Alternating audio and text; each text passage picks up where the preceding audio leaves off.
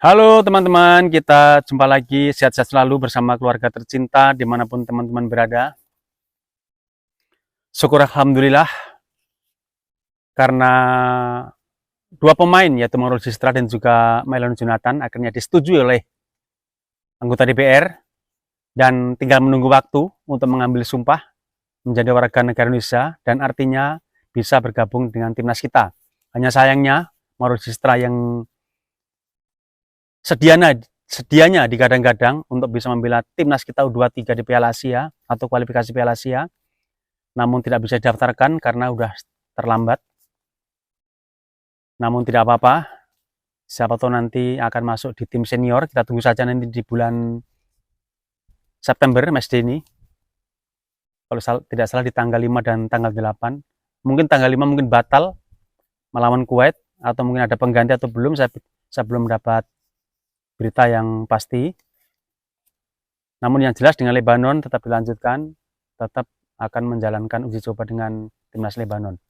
Kita tunggu saja nanti bagaimana, apakah Mauro Gistra dan juga Mailon Jonathan langsung diturunkan untuk membantu lini serang dengan absennya oleh Romeni tentu saja. Karena oleh Romeni masih dalam pemulihan dan mungkin sulit untuk diturunkan di round 4 nanti. Tentu saja Patrick Lefetiers tidak mau mengambil risiko, tidak menginginkan pemainnya semakin parah di kemudian hari. Kemudian yang mau saya sampaikan di sini sebenarnya bukan masalah Mauro Gistra dan juga Mailon Jonathan, namun lebih kepada yang disampaikan oleh salah satu anggota DPR. Saya di sini hanya akan menggarisbawahi, yaitu kurang lebih beliau katakan bahwa jika dengan sudah didatangkannya para pemain-pemain yang bagus ini, pemain dari Eropa, maka jika timnas kita tidak lolos ke Piala Dunia, maka PSSI akan di stop di dalam mendatangkan pemain-pemain diaspora. Mungkin teman-teman ada yang setuju, juga ada yang mungkin kurang setuju. Saya setuju, namun dengan catatan. Apa catatannya? Pemain-pemain yang didatangkan belum tentu bisa langsung adaptasi dengan timnas kita. Karena adaptasi khususnya dengan timnas itu tidaklah mudah. Kita juga memiliki pemain yang sampai dengan saat ini masih belum bisa adaptasi dengan baik, yaitu seperti Maes Helgres, sampai dengan saat ini juga masih belum menunjukkan kualitasnya seorang back yang sangat tangguh seperti yang ditunjukkan saat dia membela di klubnya. Kemudian Sen Patinama juga kita masih belum melihat kualitas seperti saat waktu itu dia membela klubnya. Tentu saja pemain yang lain juga mungkin seperti itu, jadi tidak semua pemain bisa langsung adaptasi. Itu catatannya. Namun untuk apa yang disampaikan saya setuju. Artinya kita sebenarnya sudah cukup pemain-pemain didatangkan mulai dari penjaga gawang, pertahanan, gelandang, sayap, penyerang, semuanya sudah memiliki talenta-talenta yang sangat-sangat bagus dan sangat berkualitas. Kemudian kita juga memiliki orang-orang yang didatangkan dengan talenta yang luar biasa seperti Jordi Cruyff, yang tugasnya tentu saja mengembangkan filosofi timnas kita atau sepak bola Indonesia khususnya, kemudian memberi masukan kepada tim pelatih, kepada PSSI, bahkan dia juga ditunjuk untuk mencari direktur teknik yang tepat. Artinya Jordi Cruyff memang orang yang sangat luar biasa, yang diharapkan bisa mengembangkan persepak bolaan Indonesia, khususnya timnas kita. Kemudian kita juga mendatangkan Tahamata atau Simon Tahamata yang memiliki tugas khusus, yaitu memandu pemain-pemain yang ada di seluruh tanah air maupun pemain yang ada di luar sana, diaspora, yang berkualitas untuk bisa menjadikan timnas kita lebih baik lagi. Keleluasaan yang dipegang dan juga kualitas dan juga pengalaman semata-mata tidak perlu diragukan. Dan juga baru-baru ini PSSI menunjuk seorang direktur teknik, yaitu Alexander Swirs. Maaf, saya namanya masih kurang familiar karena saya baru kenal memang. Dia juga memiliki latar belakang yang sangat bagus di Eropa maupun di Asia, yang dimana dia kemarin saya dengar beritanya dia membawa timnas Yordania kalau tidak salah lolos ke putaran Piala Dunia. Tentu saja ini juga orang-orang yang sangat berkualitas. Kemudian kita juga memiliki tim pelatih seperti Patrick Kluivert, kemudian Alex Pastoor, dan juga Danny Langsat. Walaupun mungkin ada beberapa pihak yang masih meragukan dengan kualitas Patrick Kluivert, namun perlu kita tunggu juga karena masih beberapa pertandingan yang dilalui. Untuk itu kita tunggu bagaimana nanti kelanjutannya. Yang mau saya katakan di sini apa? Artinya kita sekarang sudah lengkap.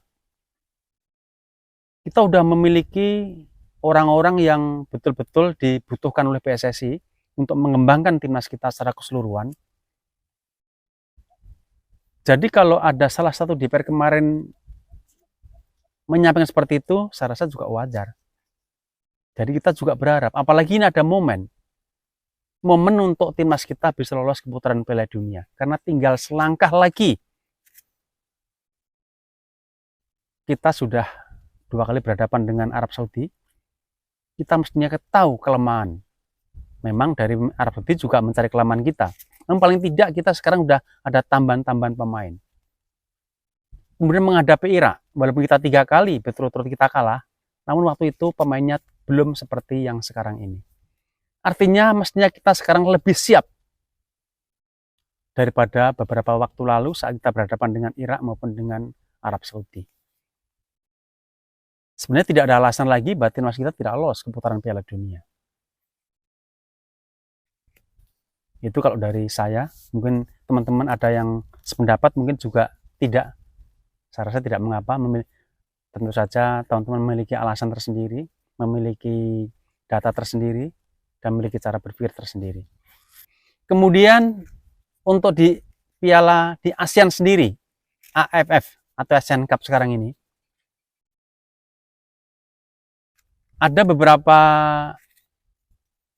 pihak, bahkan mantan pelatih kita yaitu Coach Sintayong pernah juga berstatement atau menyampaikan bahwa apakah Piala AFF perlu diambil. Kalau menurut saya sangat perlu. Jadi tidak ada salahnya waktu Asian Cup atau Piala AFF kita juga menurunkan pemain-pemain terbaiknya yang bisa kita panggil. Jadi kita bisa mengobati para penggemar kita, para fans kita, para penonton kita. Jangan selalu dikecewakan hanya sampai di final dan final. Baik dari usia 23 maupun di senior. Khususnya di senior itu saja yang kita harapkan.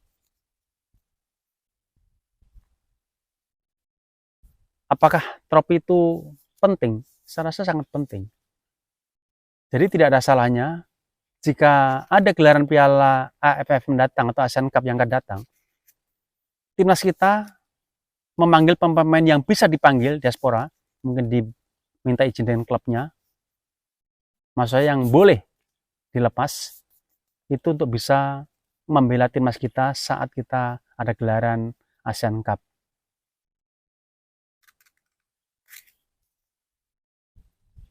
Biar terobati penonton kita yang sepertinya sudah haus dengan gelar. Saya sendiri juga ingin melihat bagaimana timnas kita tembus final dan kita bisa membawa trofi, bisa mengalahkan lawan, khususnya tentu saja Vietnam atau Thailand atau mungkin Malaysia. Kalau final kita udah biasa, jadi jangan sampai ada nanti paling-paling runner up. Jadi kita ingin timnas kita itu bisa juara. Dengan cara apa saja. baik itu memanggil pemain-pemain topnya yang ada di Eropa sana, kalau memang klubnya mengizinkan. Yang penting ada usaha untuk mendatangkan pemain-pemain tersebut untuk bisa mengalahkan tim ASEAN dan kita menjadi juara. Itu harapan kita, seperti itu. Jangan AFF hanya dijadikan ajang pemanasan, hanya dijadikan ajang uji coba. Saya rasa